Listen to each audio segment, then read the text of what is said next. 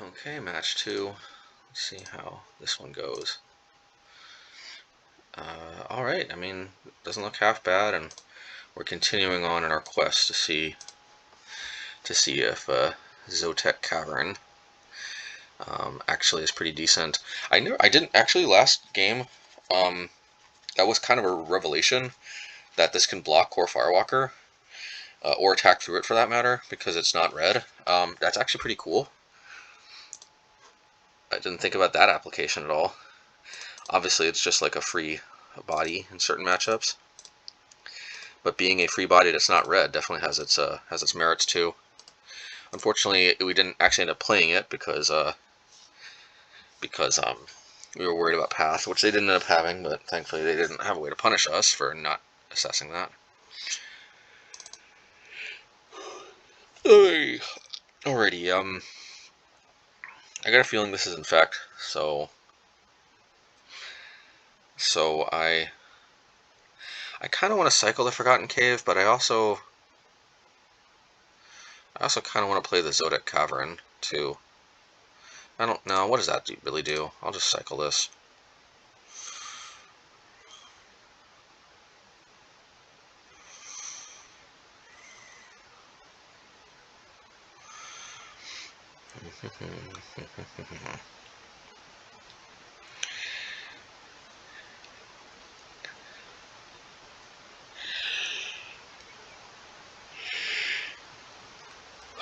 I still might draw into a land and end up playing Zoetic Cavern next turn. I gotta remember, it's Zoetic Cavern, not Zodiac Cavern. There's like Zodiac Rooster or something, but not Zodiac Cavern. Nothing lives within it, yet there is life. It's kind of weird. I guess, I don't know. I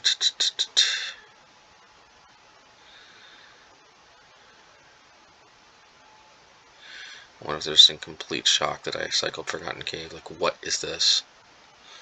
What on earth is this?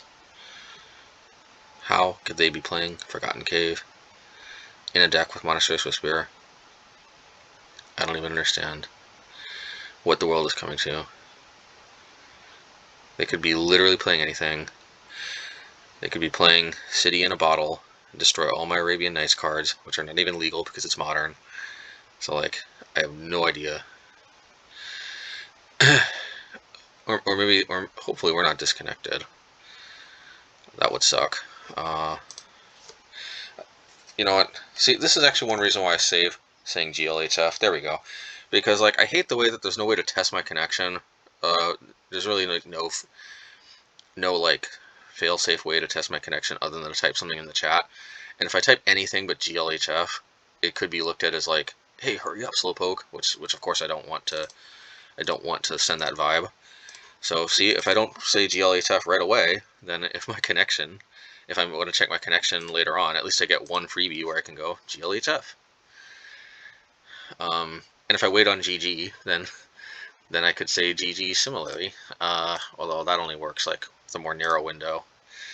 Okay, I don't know what this is, but I got a feeling we're Zoetic Caverning, although probably we're just putting Obosh to hand. Okay, actually, this is what we're doing. Let's see if this locks the game up. People are still playing decks that may fold the Blood Moon, and obviously, if they do, we're not going to stop them. We are not going to dissuade them.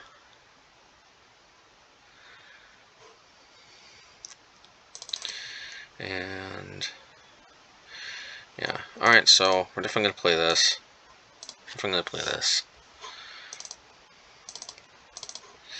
I mean, having access to both Blood Moon and Relic in the main is kind of powerful because we've got two pieces of a main deck hate, which is pretty great, and they're both pretty likely to hit something, you know.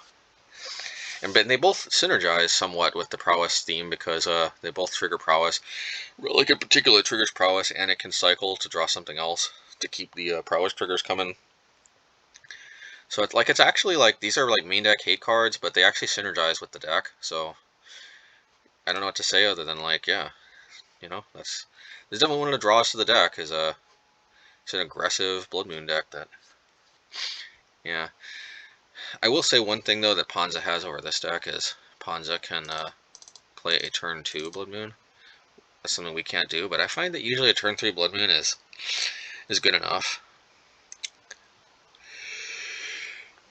I did try Simian Spirit Guide for a while for possible turn 2 or even turn 1 possibly Blood Moons, but obviously Simian Spirit Guide has been banned, and whereas Simian Spirit Guide I think is justifiable because like Zoetic Cavern, you can play it as a 2/2. It basically like I might be tempted to replace Zoetic Cavern with a Simian Spirit Guide if it was still legal, because it always being able to be played as a 2/2 is pretty powerful.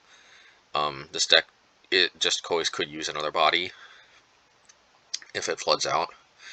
And I just don't think though that that like a ritual, like a pyritic ritual or anything like that is worth it. Well, you should always play Desperate Ritual as between the two because you could always like splice one into the other, which you can't do with Pyritic Ritual. But anyway, okay, so back to the game. I have no idea what they're on. I thought they were on Infect, but I don't think Infect would play Treetop Village. I could be wrong though. Experimenting playing Treetop Village and Infect is definitely something I might do. You know, just because like sometimes you just need, like, I don't know. And because I know it seems like it dis-synergizes, but it is ultimately like another win con, and it's, people underestimate how much, like how relatively free the tap lands are. I don't say completely free, but relatively free. I don't know. See, this is the problem. I don't know what they're really on.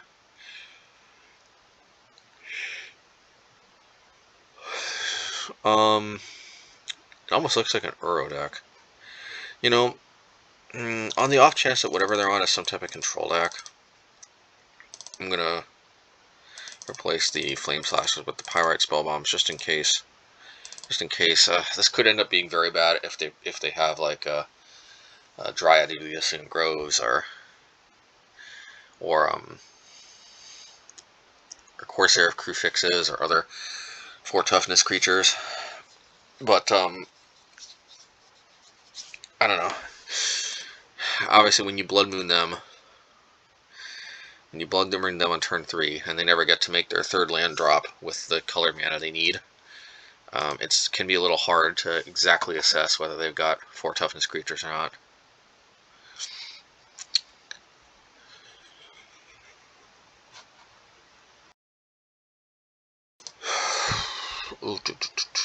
So, hey, can't really complain about this hand.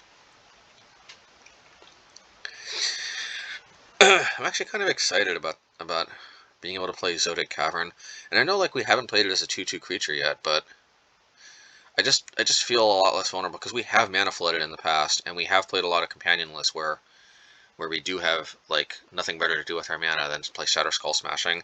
And sure, Zoetic Cavern isn't exactly the great mana sink that Shatter Skull Smashing is, but the fact that it also doesn't cause us pain when it comes into play untapped, and the fact that you know, it's also fairly good against control, even when they don't have a Planeswalker in play. So you can just play like a,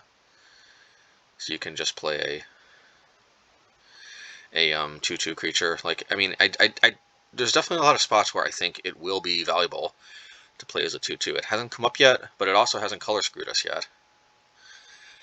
And of course, that could be incredibly lucky that it hasn't color screwed us yet. But let's see.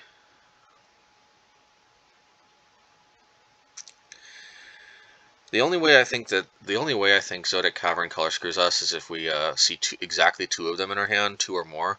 If there's exactly 1, then it's not really color screwing us, because we should probably, 99% of the time, it would have been correct to ship the hand back anyway, if we had only like 1 mountain or 1 Forgotten Cave, etc. If we have there's some number of hands where even with exactly 2 mountains, we still may need to mulligan, although having 2 mountains is definitely a lot harder to ship back because we're much more likely to draw into 1 extra land in the next 2-3 turns than we are to draw into 2. which is why keeping one is kind of unjustifiable, because you got to hit like runner land, and the odds of hitting runner land are significantly less likely than hitting just one land. And as long as and see, that's the thing, I feel like 24 lands is perfect to be able to hit 3 mana, and once we hit 3 mana, then we can play Seasoned Pyromancer, and you know,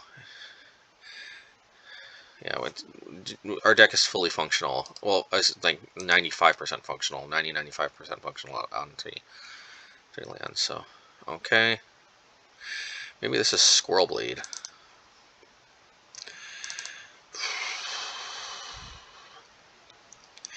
Normally, you gotta bolt the bird, as they say. Here's the thing, guys. I'm thinking there's a pretty strong chance that they've got Stoneforge Mystic, and I don't want to just snap lose to it.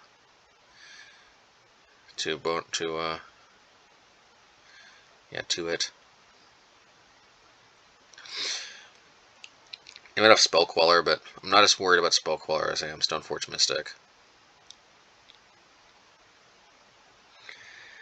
Oh, okay, Mulldrifter. I think Mulldrifter is a pretty cool card that I think is kind of underrated. All right, well, we got another answer to Stoneforge Mystic, if that's what they're up to. So let's bolt the bird 1 turn late, but hey, better late than never, right? Alrighty. See, we can deal fairly substantial damage with these Prowess creatures, with no real downside, and even upside in the form of Soulscar Mage, and haste in the form of Swiftspear. Which is pretty good. So this might just be blue-green. This might not actually have white. I'm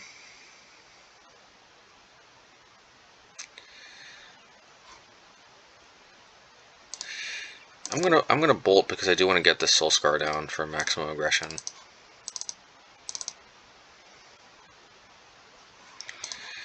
Yeah, we'll bolt the bird again. Pyrite Spellbombing the burn would have been another idea, but ooh, if it's Pyrite Spellbomb could have had its merits. Ooh, that is a little sassy, as they say. If we play Pyrite Spellbomb, then you know, yeah, but then they just wouldn't have countered it, and I don't know. It doesn't. I mean, but at the same time, like this 1/1 flying body, unless they have equipment, is kind of marginal anyway, and our prowess creatures have got to be getting them nervous.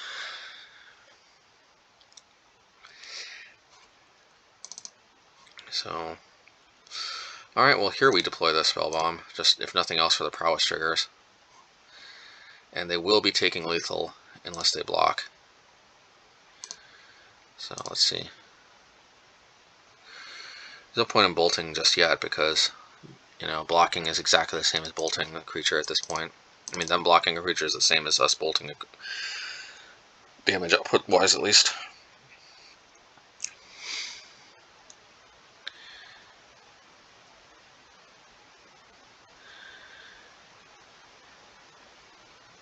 Alright, no need to waste another burn spell, because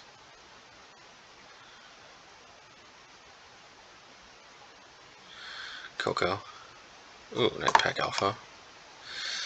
Other wolves and werewolves you can talk about. Use your end step if you didn't cast a spell this turn to green wolf creature token. You would think they would play this like to block a creature, but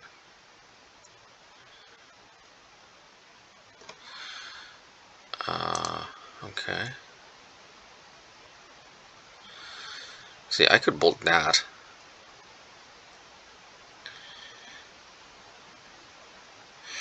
What's the point, though? They're not exactly screaming like they've got tons and tons of removal. They could have a counter spell for the lightning bolt.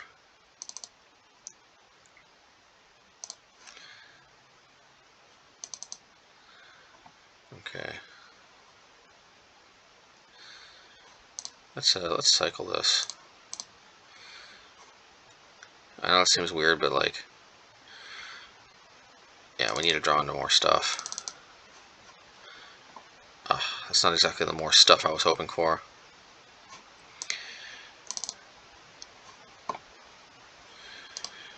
Alright, well, hopefully we don't get punished for that.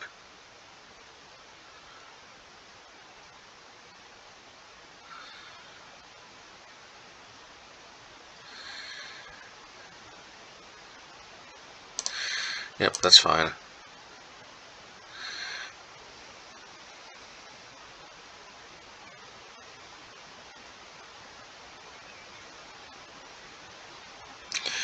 Well, unless they have Spell Pierce, then I think we're still in a decent spot. Because if the werewolf dies, then these trade instead of get just eaten by the 3/3 wolves. And our Swiftspear will.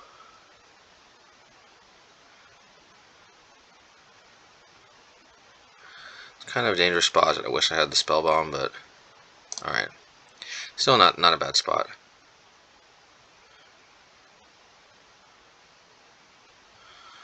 Okay, I wonder what this is. Okay. Well, not gonna lie, that's kind of brutal.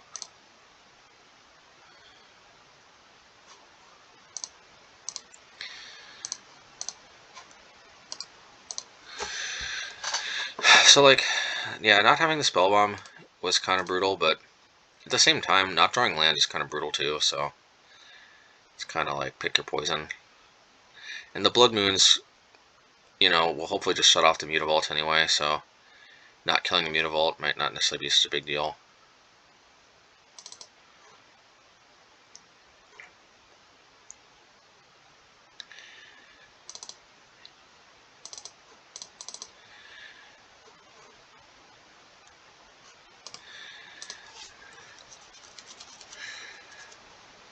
Nightpack Alpha seems pretty good.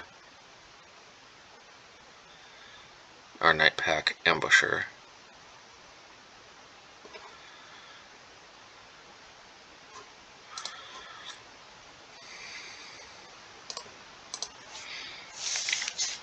I'm not going to get too greedy and play another Blood Moon. I'm probably just going to play Seasoned Pyromancer looking for a burn spell. Alrighty. I got a feeling they're holding up a Spellsorter Sprite, but let's see. Yeah.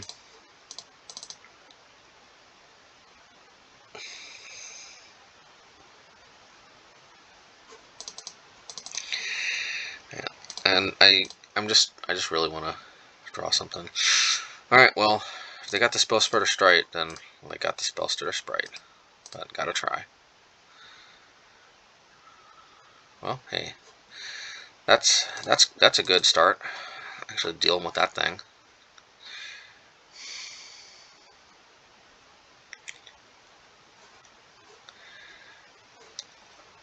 Yeah, I'll take the trade.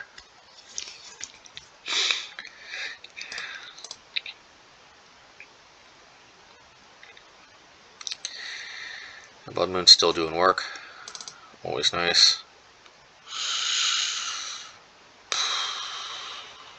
Yeah, this Pillage, I'm kind of conflicted, but I think the island is marginally better because I think they're more likely to have Aether Gust than they are to have some type of random enchantment destruction. Alright, let's offer the trade with a Seasoned Pyromancer. Because just getting their wolf off the table, I think, is not bad in case they somehow drop another ambusher to pump this up. Our Seasoned Pyromancer doesn't really get much better than where it's at.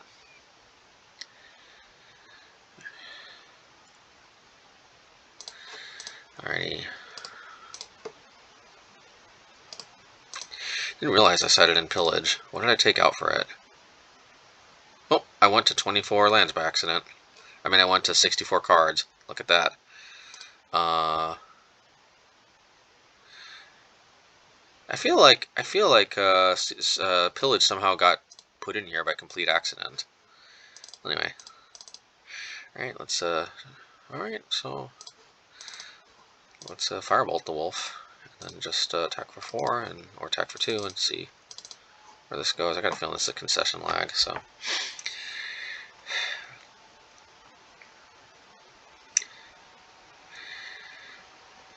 Alright, 2-0, can't complain.